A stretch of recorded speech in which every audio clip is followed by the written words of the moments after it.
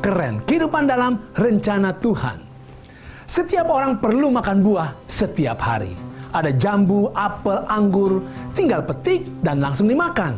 Sedapnya langsung terasa. Ada rambutan, manggis, jeruk yang harus dikupas dulu baru bisa dinikmati. Ada pepaya, mangga, nangka, harus juga dikupas dulu, tetapi perlu alat, pisau. Setelah dikupas baru bisa dinikmati. Ada juga durian, harus dibuka tetapi tidak bisa pakai pisau biasa, pakai parang. Bahkan terkadang durinya melukai kita. Tetapi nantinya setelah didapat buahnya, wow, sangat sedap. Saudara, di dalam mempelajari Alkitab ada bagian-bagian yang seperti apel, anggur, dan jambu dibaca dan langsung dinikmati. Misalkan, Alkitab katakan, serahkanlah segala kekhawatiranmu kepadanya, sebab Ia yang memelihara kamu. Di zaman virus corona, dorongan ini langsung menguatkan. Tetapi ada bagian Alkitab yang seperti durian. Untuk memahaminya, kita perlu berpikir keras, perlu peralatan keras, konkordansi, leksikon, background, dan lain-lainnya. Bahkan terkadang melukai kita.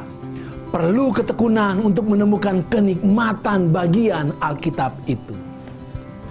Salah satu kulit keras yang kita hadapi di dalam menyelidiki Alkitab adalah tentang poligami. Bolehkah seorang suami memiliki beberapa istri?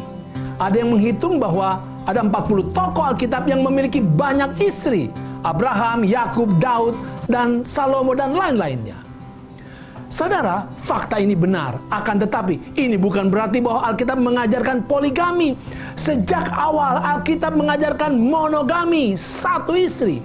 Terbukti Tuhan menciptakan untuk Adam hanya satu istri, Hawa saja. Hal ini juga ditegaskan Yesus. Yesus katakan, sebab pada awal dunia Allah menjadikan mereka laki-laki dan perempuan. Sebab itu laki-laki akan meninggalkan ayahnya dan ibunya dan bersatu dengan istrinya. Sehingga, perhatikan, keduanya, bukan ketiganya atau kelimanya, itu menjadi satu daging.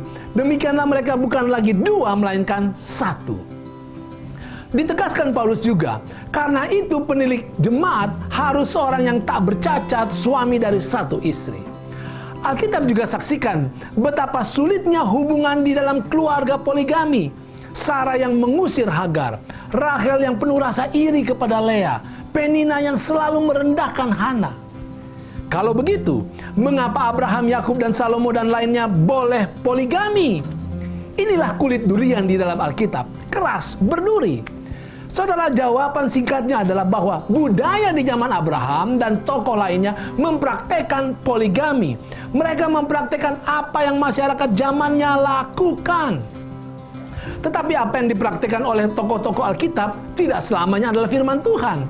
Tidak selamanya layak diteladani. Alkitab itu suci bukan karena tokoh-tokohnya. Tokoh-tokoh andalan itu juga penuh dosa dan hidup di lingkungan dosa. Namun hebatnya, kekurangan umatnya itu tidak mengurangi cinta, perhatian, bahkan kepercayaan Tuhan kepada mereka. Wahyu 14 ayat 6 katakan, padanya ada Injil yang kekal untuk diberitakan kepada mereka yang diam di atas bumi, dan kepada semua bangsa dan suku dan bahasa dan kaum. Firman Tuhan adalah universal dan kekal.